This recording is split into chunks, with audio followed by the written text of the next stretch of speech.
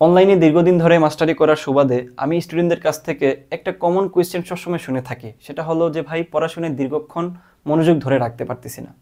এটা শুধুমাত্র পড়াশোনা নয় এবং শুধুমাত্র স্টুডেন্টদের ক্ষেত্রে নয়, সব বয়সের মানুষের ক্ষেত্রে এটা কিন্তু দিন দিন ভয়াবহ আকার ধারণ করতেছে।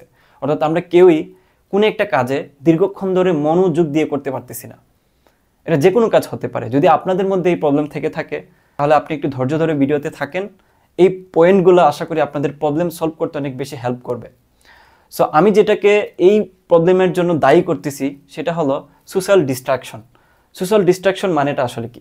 সোশ্যাল ডিস্ট্রাকশন হচ্ছে আমাদের আশেপাশে এবং আমাদের যে ইকোসিস্টেম বলা যায়, এই সিস্টেমটাতে প্রতিদিন এমন নানান ধরনের ইস্যুস কিংবা এমন নানান ধরনের ঘটনা ঘটে যেগুলোতে আমরা কোনো না কোনো ওয়েতে জড়ায়ে পড়তেছি। সে ফর এক্সাম্পল, আমাদের হাতে একটা ফোন আছে এবং সেই ফোনটাতে সোশ্যাল মিডিয়া যেই বড় প্ল্যাটফর্ম, ফেসবুক, ইউটিউব, ইনস্টাগ্রাম, এই যেই প্ল্যাটফর্মগুলোতে প্রতিদিন সারা দেশে এমন এমন ইস্যুসগুলো আসতে থাকে এবং এমনভাবে এগুলো রিপ্রেজেন্ট হয় যে আপনি চাইলেও এগুলো থেকে নিজেকে ডিটাচড করে রাখতে পারবেন না। এটার জন্য ফেসবুকের রিলস, শর্ট ভিডিও, এগুলোতে র্যান্ডমলি অ্যালগোরিদম এমনভাবে সাজানো থাকে যে আপনি ওইটাতে অ্যাট্রাক্ট হবেনই। আপনি যে কাজটা করতেছেন সেই কাজটাতে আপনি যে আউটপুট পাবেন কিংবা ওই কাজটা করার যে আনন্দ, এই আনন্দটুকু থেকে আপনি খুব ইজিভাবে ফেসবুকের একটা রিলস কিংবা একটা শর্ট ভিডিও দেখে তার থেকে বেশি আনন্দ পেয়ে যাচ্ছেন। অর্থাৎ শর্ট টাইমে আপনি অনেক বেশি আনন্দ পাচ্ছেন। তাহলে ডেফিনেটলি আপনি যেই কাজটাতে দীর্ঘ সময় কষ্ট করার পরে আনন্দ পাবেন, সেটা থেকে আপনি অল্প সময়ের ভিতরে যেটাতে আনন্দ পাবেন সেটাতেই বেশি ঝুঁকে যাবেন। এই ব্যাপারটুকু আসলে এখানে সব থেকে বেশি কাজ করে, যেটাকে বলে সোশ্যাল ডিস্ট্রাকশন। অর্থাৎ আপনি কোনো একটা কাজ করতেছেন, মনে করেন কাজ করতে করতে হঠাৎ করে আপনি নিজেকে আবিষ্কার করলেন যে আপনি আপনার ফোনটাতে অনেক সময় ধরে বসে আছেন, আপনি রিলস দেখতেছেন কিংবা আপনি এমন কিছু জিনিস দেখতেছেন যেটা আসলে আপনার দেখার কথা ছিল না। আপনি কেন দেখতেছেন? সিম্পল, এটার পিছনে সায়েন্স হচ্ছে আপনার মাথার মধ্যে ডোপামিন কিংবা অক্সিটোসিন হরমোন নিঃসৃত হচ্ছে, যেটাকে বলে সুখের হরমোন। ওকে, সো এই জায়গাটা থেকে আসলে কিভাবে মুক্তি পাওয়া যায়, আমি 3টা পয়েন্ট লিখে রাখছি, যেই 3টা পয়েন্ট সাইন্টিফিক্যালি আপনাকে অনেক বেশি হেল্প করবে এই ধরনের প্রবলেম থেকে বের হয়ে যে কোনো একটা কাজে দীর্ঘক্ষণ মনোযোগ ধরে রাখার। ফার্স্ট পয়েন্ট যেটা হলো টু ডু লিস্ট। অর্থাৎ আমাদের ব্রেনটা আসলে কীভাবে কাজ করে।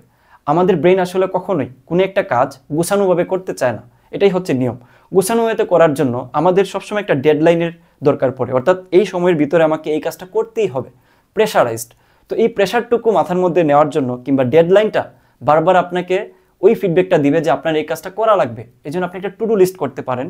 অর্থাৎ আপনি যেই কাজটা করবেন সেই কাজটার একটা ডেডলাইন এবং ওই কাজটার যে পয়েন্টগুলো বুলেট আকারে আপনি লিখে রাখতে পারেন আপনার টেবিলের সামনে কিংবা আপনার ওয়ালেটে আপনি এটা রেখে দিতে পারেন।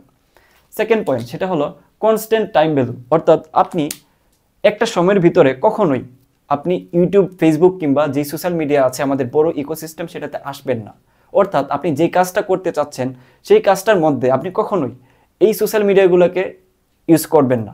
এটা হচ্ছে সব থেকে ভালো উপায়। কারণ আপনি যদি কোনো না কোনো ওয়েতে আপনার সেই কাজটার মাঝখানে আপনি যদি আপনার ফোনটা ইউজ করেন, সোশ্যাল মিডিয়াটা যদি ইউজ করেন, যেখানে অনেক বড় একটা ইকোসিস্টেম, অনেক বেশি ডাটা এখানে থাকে, এগুলো যদি কোনো কারণে আপনি ইউজ করা শুরু করেন তাহলে আপনি কখনোই আপনার সেই কাজটাতে মনোযোগ ফিরিয়ে নিয়ে আসতে পারবেন না।